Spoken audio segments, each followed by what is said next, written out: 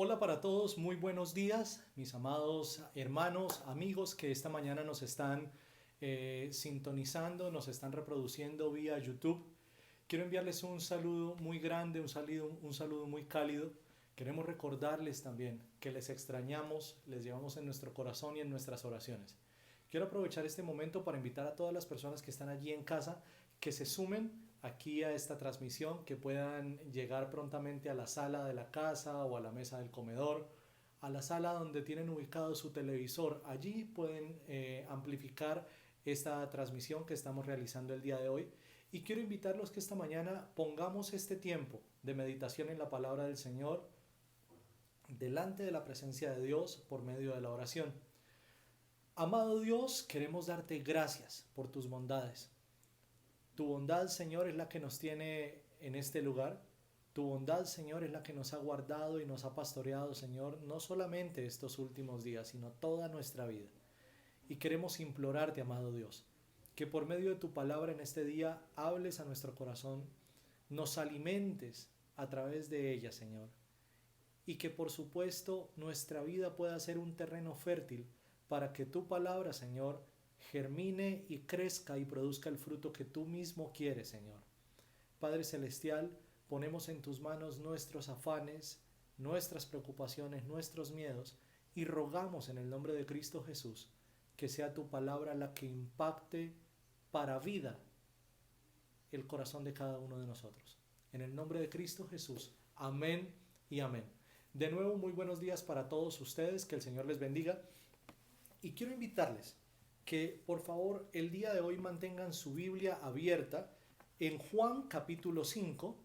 Lo repito, Juan capítulo 5 versículos 1 al 15. Vamos a ir leyendo el pasaje gradualmente conforme la predicación va avanzando. El día de hoy, la predicación que quiero compartir con ustedes la he titulado Jesús nuestro Dios es la verdadera casa de misericordia. Jesús nuestro Dios es la verdadera casa de misericordia. A manera de introducción, quiero decirles que estamos frente a uno de los pasajes más controversiales, o más bien uno de los pasajes bíblicos del Nuevo Testamento que registra uno de los momentos más controversiales del ministerio público de Jesús. Y controversial porque Jesús llega a la ciudad de Jerusalén para dar un golpe muy fuerte a tres elementos de la vida de cualquier judío del primer siglo, pero por supuesto, creemos que la palabra de Dios es viva y eficaz y que la palabra de Dios trasciende al tiempo, a la cultura, al espacio, y esos tres elementos también están presentes en nuestra cultura, en nuestros tiempos, y tengo la plena certeza de que Cristo, por medio de su palabra, también choca con esos elementos al día de hoy. El primero de ellos tiene que ver con el sincretismo religioso que se había criado en las entrañas mismas del pueblo de Jerusalén. Imagínese usted la ciudad santa, la capital religiosa, política, económica del pueblo de Israel, y en sus entrañas, en el puro centro de Jerusalén, un lugar que lejos de conducir a la gente a tener comunión con Dios, los distancia de esa comunión. Lejos de clarificarle a la gente el concepto bíblico de quién es Dios, les desfigura la imagen de Dios. Y también les invita a buscar misericordias donde no las pueden encontrar. Ese es el primer elemento, sincretismo religioso. El segundo elemento que Jesús confronta, que Jesús choca en este pasaje bíblico, es la motivación del corazón de todos aquellos que anhelan o anhelamos recibir la misericordia de Dios. Y usted dirá, si Dios quiere darnos misericordias, ¿por qué nos confronta? Y nos confronta porque para Dios es importante que usted y yo tengamos claro a quién anhelamos, a quién buscamos, y que nuestra búsqueda esté centrada primeramente en la persona de Dios y luego en las cosas que Dios por defecto quiere entregarnos. Es decir, que busquemos primero al dador de la misericordia y luego busquemos la misericordia que Dios da. En tercer lugar, Jesús va a chocar de frente con todo el aparato religioso de la época. ¿Por qué? Porque ocurre que todos estos religiosos judíos del primer siglo estaban llamados por su vocación, por la palabra de Dios, para ser ellos modelos de misericordia, dadores de misericordia y facilitadores para que la misericordia de Dios pudiese llegar a todas las personas del pueblo. Esto no estaba ocurriendo claramente y vamos a encontrar que para estas personas resulta más importante defender su estatus religioso, el aparato religioso, las tradiciones religiosas. Es mucho más importante todo esto que las personas lleguen a conocer a Dios. Y esto, sin duda alguna, no solamente ocurría en el primer siglo de la era cristiana, ocurre también hoy. Y por eso este texto de la Escritura termina siendo de gran relevancia para el momento que usted y yo estamos viviendo al día de hoy. Habiendo dicho eso, quiero invitarle por favor entonces que abra su Biblia. Juan capítulo 5, versículos 1 al 5. Vamos a leer esta primera parte del texto bíblico. Juan capítulo 5, versículos 1 al 5. Dice la palabra del Señor: Después Jesús regresó a Jerusalén para la celebración de uno de los días sagrados de los judíos. Dentro de la ciudad, cerca de la puerta de las ovejas, se encontraba el estanque de Betesda, que tenía 5 pórticos cubiertos. Una multitud de enfermos, ciegos, cojos, paralíticos, estaban tendidos en los pórticos. Uno de ellos era un hombre que hacía 38 años que estaba enfermo. Vamos a dejar ahí por ahora. A partir de estos primeros 5 versículos, vamos a contemplar el primer elemento que Jesús confronta y tiene que ver con ese sincretismo religioso que ya hemos señalado. Esta primera parte de la enseñanza la hemos llamado una ilusión llamada misericordia. Permítame abrir la idea. El texto de Juan nos ubica geográficamente en la Jerusalén del primer siglo. Dice que Jesús ha entrado a la ciudad de Jerusalén y de alguna manera pareciera sugerir el texto que Jesús ha ingresado a la ciudad a través de una de las puertas, la que se llama la puerta de las ovejas. Esto es un elemento por demás poético, pero también un elemento que muestra la determinación de Jesús. Un Jesús que se sale del molde de este Mesías, de este Jesús, con rostro implorante de misericordia, de un Jesús que pide que lo ayuden, de un Jesús que tiene en todo momento cara de lástima. No, el texto de Juan nos presenta a un Jesús firme, a un Jesús determinado, a un Cristo convencido de la vocación que tiene. Ahora, ingresar a la ciudad por la puerta de las ovejas tiene un sentido mesiánico y profético respecto de lo que va a ocurrir con Jesús en el libro, porque ocurre que esta puerta de la muralla de Jerusalén tiene el nombre Puerta de las Ovejas porque por ahí ingresan las ovejas, los corderos que van a ser sacrificados en la Pascua judía. Si Jesús ingresa por esta puerta, de una manera muy simbólica y otra vez muy poética, Juan nos está diciendo por enésima vez, Cristo es el Cordero de Dios que quita el pecado del mundo. Sin embargo, este Cordero que entra, en esta ocasión no ingresa para morir, entra para confrontar todos estos elementos y para brindar misericordia. ¿De qué manera? Cerca de la puerta de las ovejas hay un estanque llamado Betesda. La palabra Betesda es una palabra hebrea que tiene como significado casa de misericordia. Ahora permítame ilustrarle a partir de la historia todo lo que ha ocurrido para llegar a este momento. En el siglo VIII a.C. se excavó la primera piscina, el primer estanque, la primera alberca a la que se llama la alberca o el estanque alto de Jerusalén. Esa alberca tiene como propósito ser el tanque de almacenamiento de aguas para la ciudad de Jerusalén. Esto se excavó o se construyó en el siglo VIII a.C. Posteriormente, en el siglo III a.C., se excava el estanque de Betesda.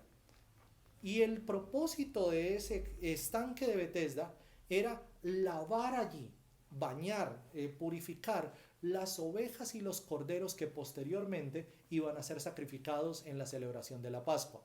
Note, la alberca alta tiene un uso muy práctico, es como el acueducto de la ciudad, El segundo estanque tiene un uso ritual, un uso religioso, y es bañar las ovejas para luego sacrificarlas en la Pascua judía.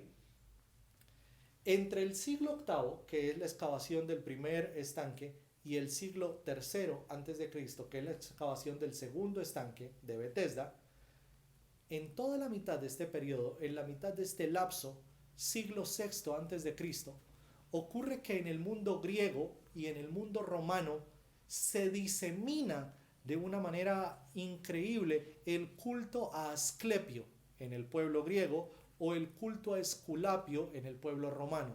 Este personaje era el dios de la medicina para estos dos pueblos.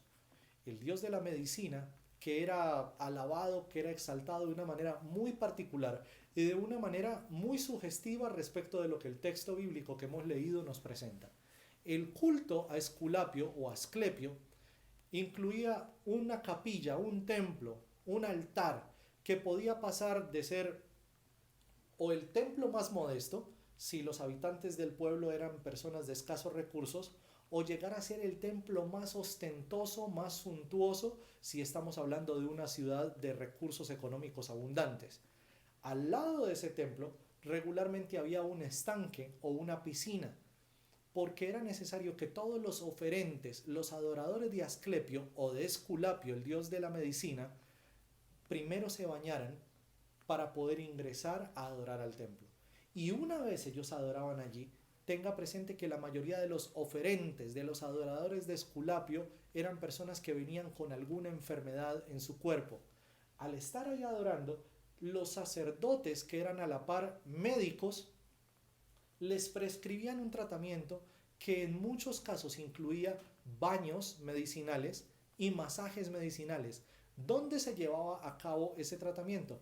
En la piscina anexa al templo de Esculapio. Ojo, porque entonces este culto greco-romano no se queda solamente allá, en Europa. Este culto a Esculapio llega incluso hasta Egipto, siendo uno de los cultos que más acogida tuvo en toda la cuenca del Mediterráneo, e Israel no fue ajeno a eso. Ahora, habiendo dicho eso, quiero invitarle a pensar de una manera crítica a partir de lo que el texto nos muestra.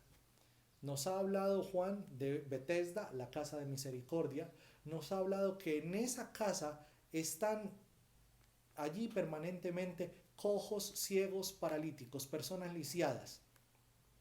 Pero también el texto añade que estas personas, dentro de su imaginería espiritual, de su imaginería religiosa, de su pensamiento mágico, tienen la idea que en algún momento un ángel descenderá del cielo para agitar las aguas del estanque, y el primero de ellos en entrar al agua, una vez ésta se agite, ese recibirá sanidad, ese recibirá misericordia.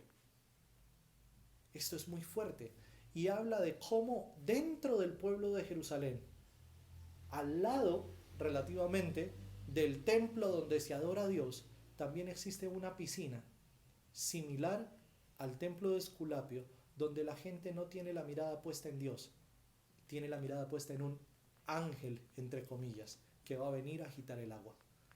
No tiene la mirada puesta en Cristo como Salvador, de hecho recién lo están conociendo, pero la mirada de ellos está puesta en un agüero, así como al día de hoy muchos que se congregan en iglesias cristianas asisten a la iglesia, adoran a Dios en público, llevan la Biblia, pero todavía persisten, por ejemplo, con la penca de sábila colgada detrás de la puerta de la casa, o una herradura de caballo detrás de la puerta de la casa porque supuestamente esto les va a dar suerte. O algunos incluso llegan a tener como especie de fetiche espiritual, de amuleto espiritual, un frasquito de aceite de oliva, pretendiendo que con ese aceite puede ungir la casa, ungir su vida, y esto funciona como una especie de contra espiritual contra todos los ataques de Satanás y sus espíritus malignos. Eso no es otra cosa que pensamiento mágico y no tiene ningún asidero, ningún fundamento en la palabra de Dios. Y al día de hoy, así como Jesús entra en Jerusalén, llega directamente a la supuesta casa de misericordia, tiene que llegar a nuestra vida para depurar nuestra fe e invitarnos a pensar si verdaderamente nuestra fe está fundada en la palabra de Dios, o más bien hemos permitido que nuestra fe esté fundada medio en la palabra de Dios y medio en agüeros e imaginerías que hemos ido adquiriendo con el paso del tiempo, inmersos en la cultura donde nos encontramos. Ahora, mire usted que esto que Jesús hace no solamente tiene que ver con el paralítico que va a encontrar allí, tiene que ver con una confrontación a todas las creencias de la gente que habita en Jerusalén. Y de esta manera Jesús exhibe que la tal casa de misericordia, la tal Betesda, no es tal casa de misericordia. No es un lugar donde la gente pueda tener un encuentro con Dios. No es un lugar donde se invite a la gente a confiar en Dios, sino más bien es un lugar donde se le ha deformado la fe a las personas. Es un lugar donde se le ha deformado la creencia, se le ha deformado la doctrina, y en virtud de eso la gente no puede tener esa comunión directa con Dios. ¿Quieren ser sanos? Sí, pero están yendo al lugar equivocado para recibir sanidad. Esa casa de misericordia tiene un poco al sabor de lo que aquí en Colombia hace años se llamó la Villa de la Esperanza, que era un poblado que queda relativamente cerca a esta ciudad desde donde estamos originando este video. Estamos en Ibagué, Tolima, y muy cerca de aquí, en la ciudad, en el poblado de Agua de Dios, era el sitio donde hace años se recluía a todos los enfermos con lepra que iban apareciendo en toda la geografía nacional.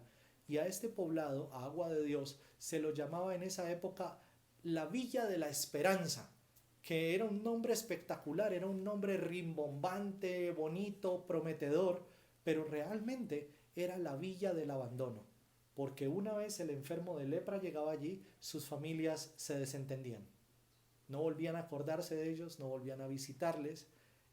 Lo que era vergonzante para la familia ya quedaba en el olvido, quedaba allá en Agua de Dios. Eso era Betesda en el pueblo judío del primer siglo. Un lugar donde iban y colocaban allí a sus enfermos para más nunca volverse a acordar de ellos. De manera que este Betesda realmente es una ilusión llamada misericordia. Vamos adelante en el texto y vamos a llegar al segundo punto de este sermón, de los versículos 6 al 9. Dice la palabra del Señor: cuando Jesús lo vio y supo que hacía tanto tiempo que padecía la enfermedad, le preguntó: ¿te gustaría recuperar la salud? Es que no puedo, Señor, contestó el enfermo, porque no tengo a nadie que me meta en el estanque cuando se agita el agua. Siempre alguien llega antes que yo. Jesús le dijo: ponte de pie, toma tu camilla y anda. Al instante el hombre quedó sano, enrolló la camilla y comenzó a caminar, pero ese milagro sucedió en el día de descanso. Este segundo punto de este sermón lo hemos titulado La misericordia que confronta. La misericordia que confronta. En primer lugar, vale la pena, resaltar los dos verbos que utiliza Juan para mostrar, para describir las acciones de Jesús al ingresar a Betesda. Dice el texto en el verso 6 que Jesús lo vio y supo. Lo vio y supo. Y recuerde usted que la manera como se utiliza la conjunción y entre dos verbos nos da la idea, señala la fuerza de dos acciones que se hacen en simultánea y que en esta ocasión la una va siempre dependiendo de la otra. Jesús lo vio y al verlo inmediatamente conoció, supo que este hombre llevaba tantos años padeciendo la enfermedad. En el primer punto, versículo número 5, afirmamos lo siguiente, y es que el hombre llevaba 38 años sufriendo de parálisis. 38 años sufriendo de parálisis, y el texto no nos da luces para decir cuánto de esos 38 años llevaba recluido en Betesda. Jesús llega y Jesús apela a la obviedad para confrontar el corazón de este hombre. ¿Te gustaría recuperar la salud? Y usted se preguntará, ¿qué pregunta es esa para el Mesías? Si ya sabe que el hombre está enfermo, si ya sabe que necesita ser sano, ¿para qué le pregunta si le gustaría recibir la sanidad? Porque aunque es obvio, entre comillas, muchas personas no quieren salir de la condición de postración en la cual se encuentran. Porque han encontrado que esa condición de postración les brinda otro tipo de comodidades con las que pueden vivir. Por ejemplo, el mendigo que tiene un brazo partido, un brazo luxado, una herida abierta, pero se resiste a ser operado, se resiste a ser atendido clínicamente, porque sabe que mientras tenga esa herida abierta, ese brazo fracturado puede inspirar lástima en el corazón de otros. Y al inspirar lástima va a tener necesariamente sustento, va a tener una limosna, va a tener un pedazo de pan, va a tener algún tipo de atención que si estuviese sano no la tendría porque le correspondería trabajar para ganarse el pan diario. ¿Ve? De manera que esta pregunta de Jesús no es un tiro al aire. Esta pregunta de Jesús tiene todo que ver con lo que estamos hablando. Porque la misericordia no es lástima, la misericordia es amor. La lástima entierra, la lástima sepulta, la lástima mata. El amor hace florecer, el amor lleva a fructificar, el amor levanta al caído. Y de esta manera Jesús está confrontando el corazón de él para escudriñar qué mismo es lo que hay allí. Ante esa pregunta, ¿te gustaría recuperar la salud? El hombre responde de una manera tremenda. Es que no puedo. Y lo primero que sale a la luz es la imposibilidad humana de alcanzar sanidad por sus propios medios. Algo que al día de hoy es evidente. Estamos transmitiendo este sermón online precisamente porque estamos todos en cuarentena, estamos todos en aislamiento preventivo, porque nosotros como seres humanos no tenemos la capacidad en este momento para afrontar un virus, un ente microscópico que nos ha puesto en jaque a todos los seres humanos alrededor del mundo. Estamos imposibilitados. En este momento la medicina, la ciencia, la microbiología todavía no da en el blanco para poder dar una respuesta, una solución, una vacuna que nos libre de ser contaminados y quizá de llegar a perder la vida una vez seamos contaminados con ese virus. Este hombre le dice al Señor, Señor, es que no puedo, está paralítico. Pero además se deja ver que las esperanzas de este hombre no están puestas en Dios, sino en cualquiera otra persona. Y todos los habitantes de Betesda, casa de misericordia, entre comillas, cada uno de ellos está tratando de procurar el bienestar personal. Ninguno de los que está ahí está para ayudar al otro, cada uno quiere ayudarse a sí mismo. Porque no tengo a nadie que me meta en el estanque cuando se agita el agua. Alguien siempre llega antes que yo. Un hombre que no tiene posibilidades en sí mismo para ser sano. Un hombre que no encuentra en la casa de misericordia alguna persona que se conmisere de él. Y además se deja ver la frustración en el corazón de este hombre con el sinsabor de llegar siempre al último, detrás de todo el mundo, y no poder de esa manera alcanzar la sanidad tan anhelada. Este texto, de alguna manera, nos invita a volver a un salmo que regularmente leemos en la congregación, que es el Salmo 121. Y quiero invitarle que vaya por favor a su Biblia y revise el Salmo 121. Que si bien es un salmo que da esperanza, también es un salmo confrontador. Salmo 121 dice, levanto la vista hacia las montañas, ¿viene de allí mi ayuda? Mi ayuda viene del Señor, quien hizo el cielo y la tierra. Él no permitirá que tropieces. El que te cuida no se dormirá. En efecto, el que cuida a Israel nunca duerme ni se adormece. El Señor mismo te cuida. Él está a tu lado como una sombra protectora. El sol no te hará daño durante el día, ni la luna durante la noche. El Señor te libra de todo mal y cuida tu vida. El Señor te protege al entrar y al salir, ahora y para siempre. Amén. Este salmo hace parte de una colección dentro del mismo libro de los Salmos que se lo llaman los cánticos peregrinos. Y son los cánticos peregrinos porque eran las canciones que todos los israelitas entonaban desde el momento en que salían de su casa, desde su población, hasta llegar a la ciudad de Jerusalén para festejar allí la fiesta de las enramadas y la fiesta de la Pascua.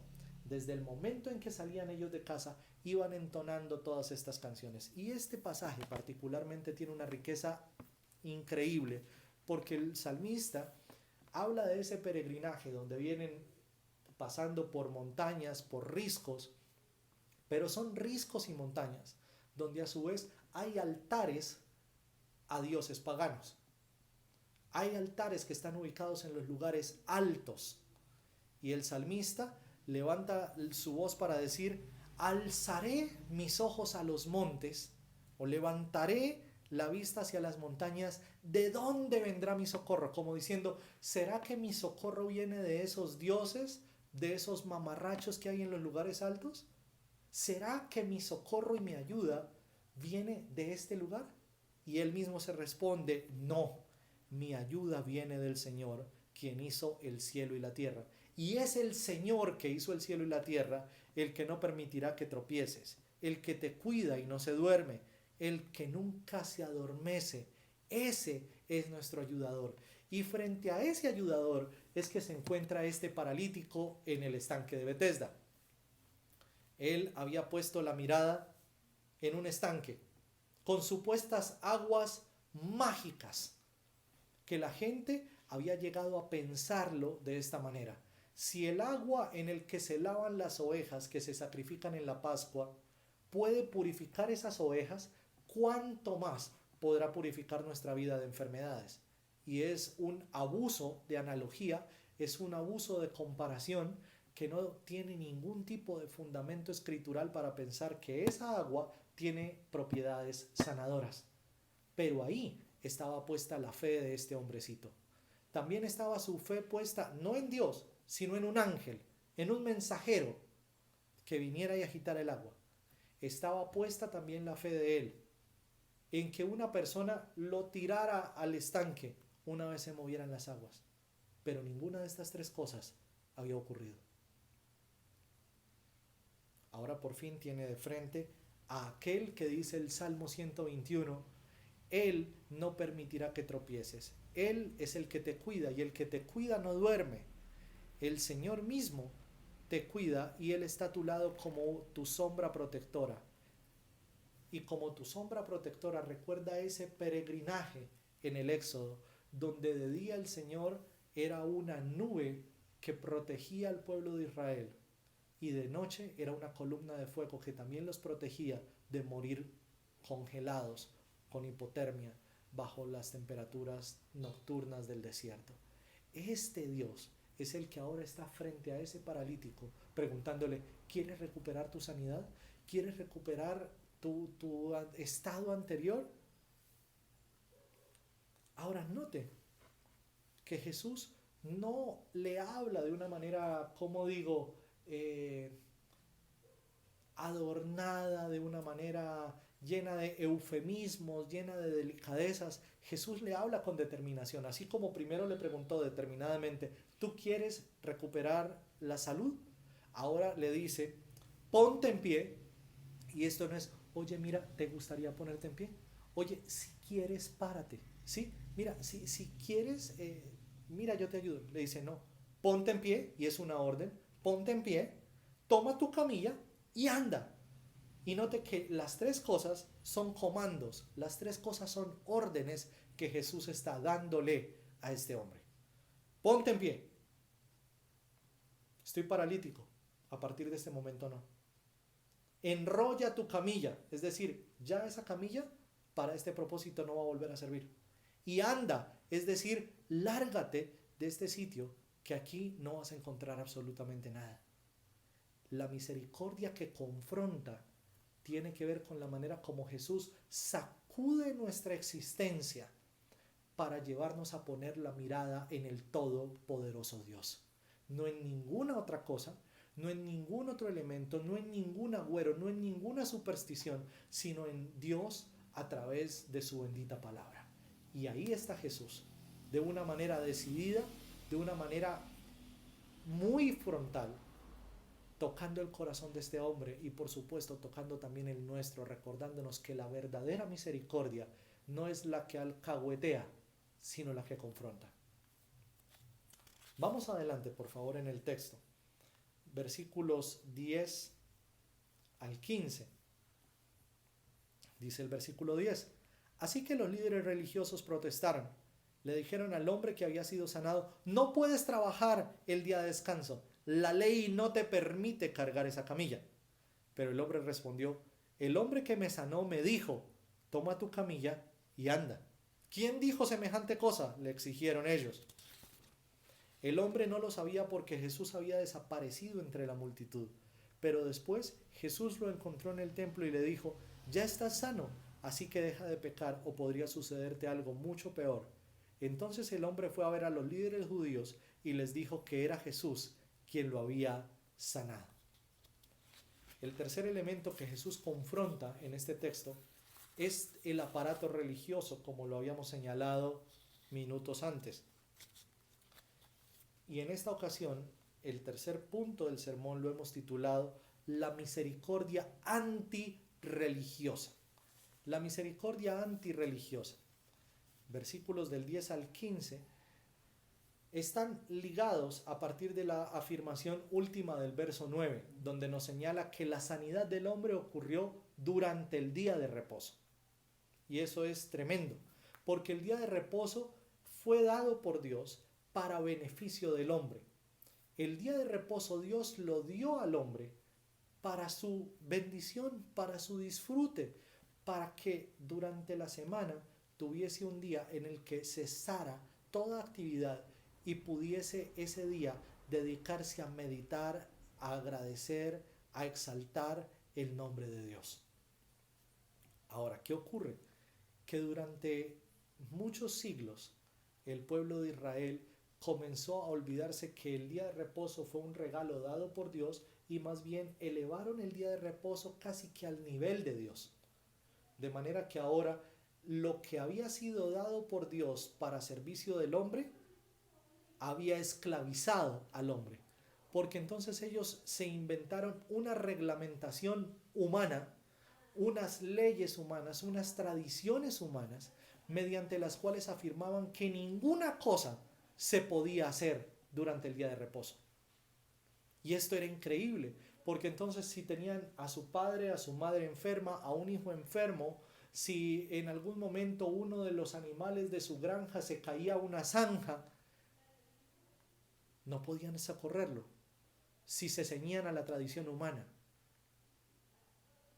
Pero ocurre que Jesús aquí va a confrontar la doble moral de estas personas, porque ellos sí salen a buscar el animal que se extravió, ellos sí van a buscar a su padre o a su madre para ayudar, sí van a buscar a su hijo o a su hija para ayudar, pero el día de reposo no tienen amor suficiente, misericordia suficiente como para darle a un paralítico que ha estado durante 38 años clamando por bondad y misericordia. Jesús comienza a levantar una de las ampollas más grandes dentro de su ministerio público a partir de este evento. Permítanme, me ubico aquí en mi Biblia. Dice: los líderes religiosos protestaron y le dijeron al hombre que había sido sanado: no puedes trabajar el día de descanso, la ley no te permite cargar esa camilla. Ustedes se alcanzan a imaginar que en lugar de estos celebrar que el hombre fue sanado, ahora están disgustados, y disgustados no con el hombre. De fondo el disgusto de ellos es con Dios, porque ¿cómo puede ser posible que este tipo sea sanado el día de reposo? O sea, Dios se les salió del molde, Dios se les salió de la cuadrícula de 2x2 y ahora se encontraron a un Dios excelso, eterno, soberano, que hace lo que le place con su creación. Esa actitud religiosa nos invita a pensar también que al día de hoy muchos de nosotros, en muchos momentos, hemos sobrepuesto tradiciones humanas sobre el bienestar de las personas. Y de alguna manera, todo esto que está ocurriendo en el mundo a través de la pandemia del COVID-19 es como una posibilidad dada por Dios para repensar la fe. Y repensar la fe no en términos humanos, sino en términos bíblicos. Por ejemplo, algunas de nuestras tradiciones, el culto tiene que ser de esta manera: alabanza, anuncios, predicación, qué sé yo, cuántos más elementos, pero la alabanza tiene que ser de esta manera, tiene que ser espectacular, tiene que ser así, tiene que ser asá, música en vivo, esto. Y ahora, cuando no hay nada de eso, entonces, ¿qué pasa? ¿Quiere decir que la fe se apagó? No, se apagó una tradición, lo que no implica que la fe se haya apagado. Tenemos un montón de tradiciones que necesitamos depurar y darnos cuenta que también nosotros como cristianos hemos pecado cuando sobreponemos actividades, metas, logros por encima de las personas. Las personas, usted y yo, fuimos hechos a la imagen y semejanza de Dios. Y fuimos hechos de esta manera para ser amados y para dar amor a otros. Pero somos una sociedad utilitarista, donde no nos buscamos para dar amor o para recibir amor, sino nos buscamos para ver qué provecho podemos sacar el uno del otro. Y eso es una religiosidad que al día de hoy está haciendo daño a la iglesia.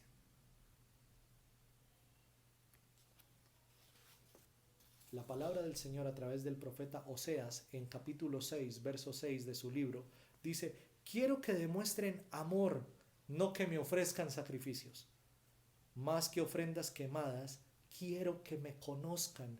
Y de alguna manera, si pudiésemos definir la verdadera misericordia que Dios espera de cada uno de nosotros, está dada en esos términos.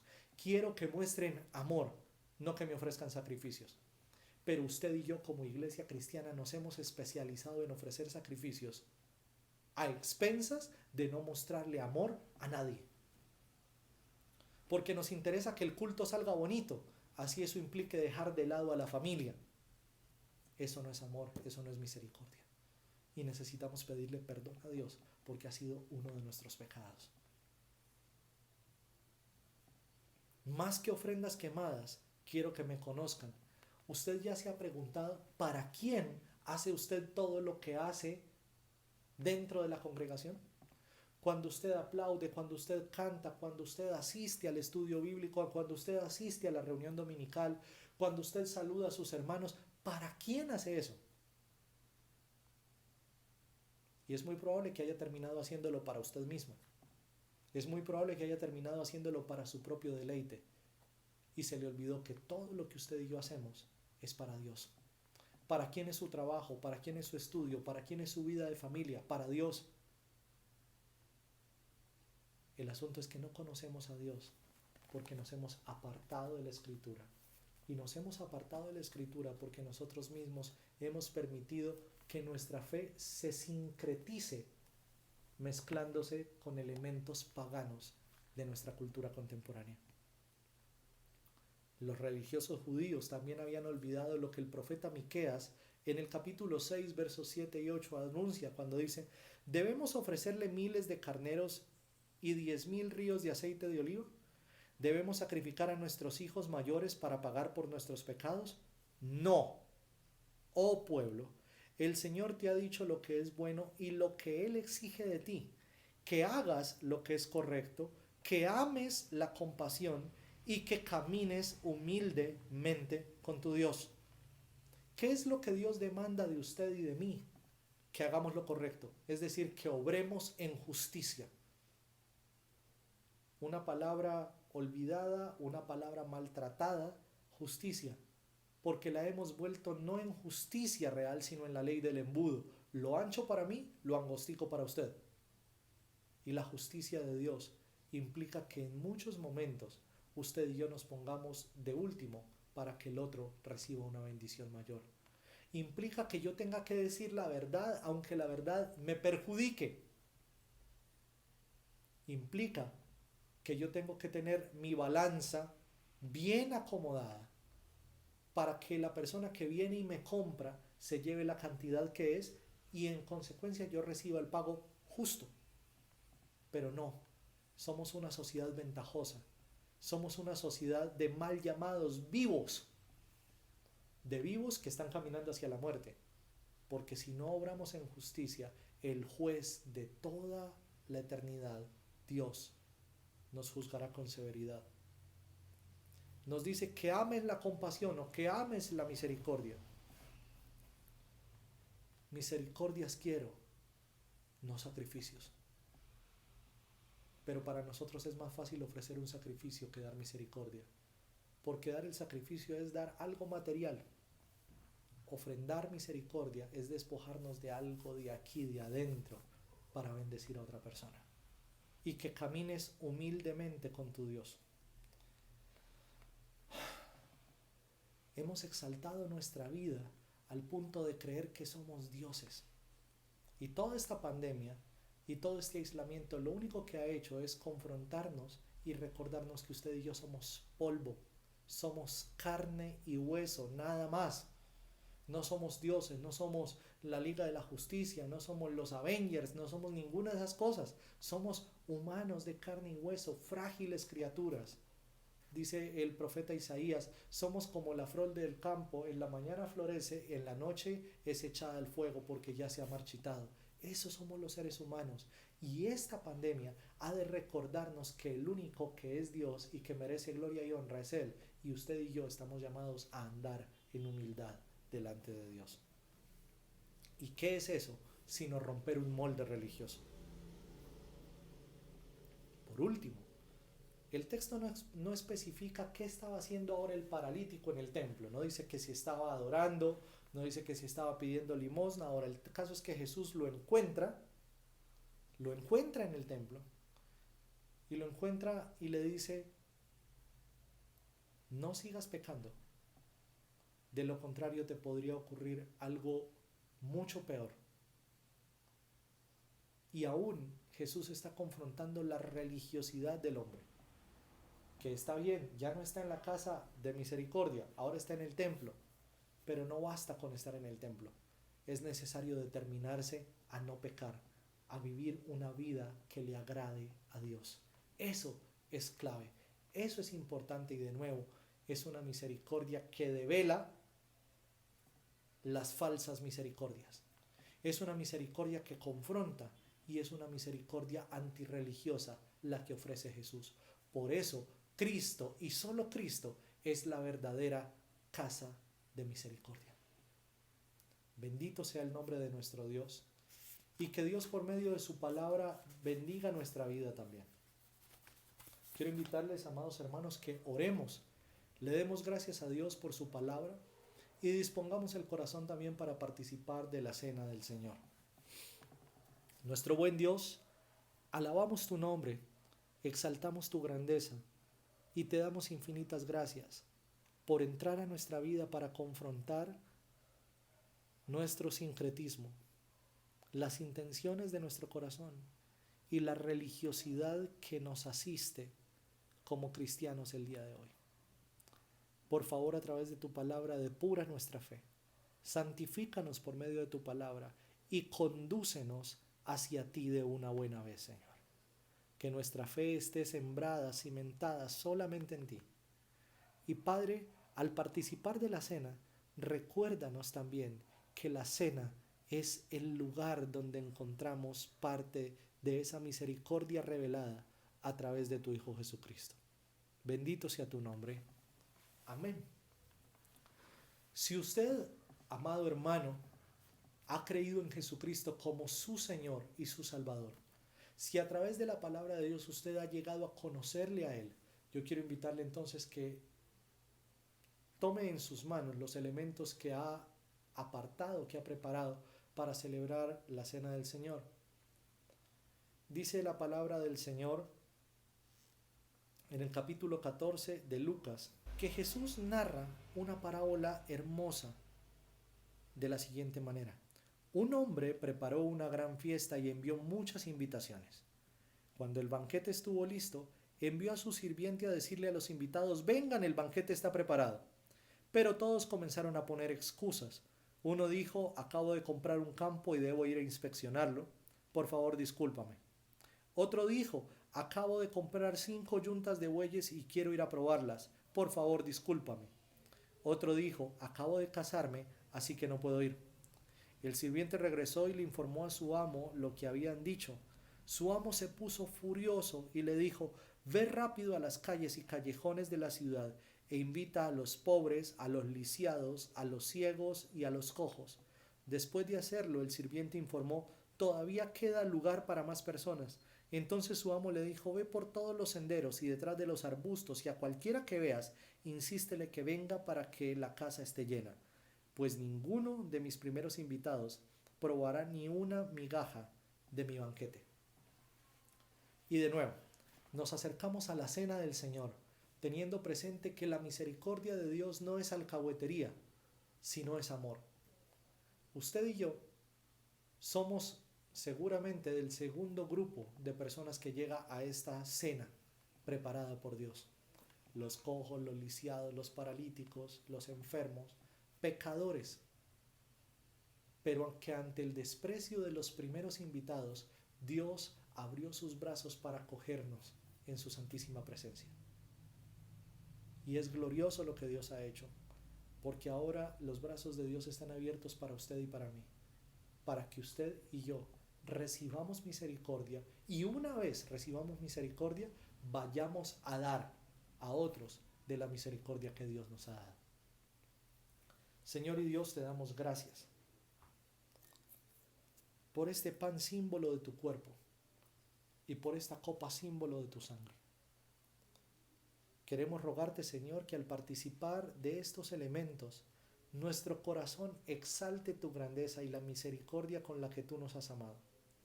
Has perdonado nuestras maldades, nos has unido a Cristo y a través de Cristo nos uniste a ti, Señor. Gracias, porque hoy hemos recibido misericordia y de la gracia que hemos recibido estamos llamados a dar, Señor. En el nombre de Jesús participemos del pan y la copa.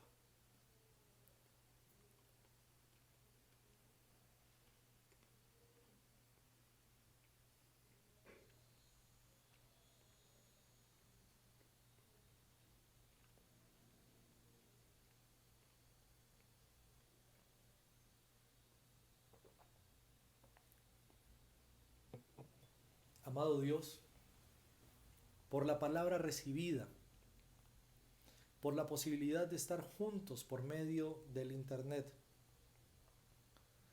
y por la posibilidad de participar de tu mesa, te damos infinitas gracias. Rogamos tu bendición, tu cuidado, y que aún, Señor, cuando caminamos por en medio del valle de la sombra y de la muerte, nuestro corazón no tema mal alguno, porque tú estás con nosotros. Guarda nuestra fe, Señor, en tiempos de sanidad, pero guarda también nuestra fe en tiempos de enfermedad, para que de una o de otra manera nuestro corazón y nuestra vida siempre te exalte. Bendito y alabado seas por siempre. Amén y amén. Amados hermanos, el Señor les bendiga. Dios bendiga a todo su hogar, a toda su casa, y clamo al Señor que la palabra de Dios siga fluyendo como ríos de agua viva en medio de cada hogar que al día de hoy abre las puertas de su casa para que este mensaje sea predicado. Que el Señor les bendiga.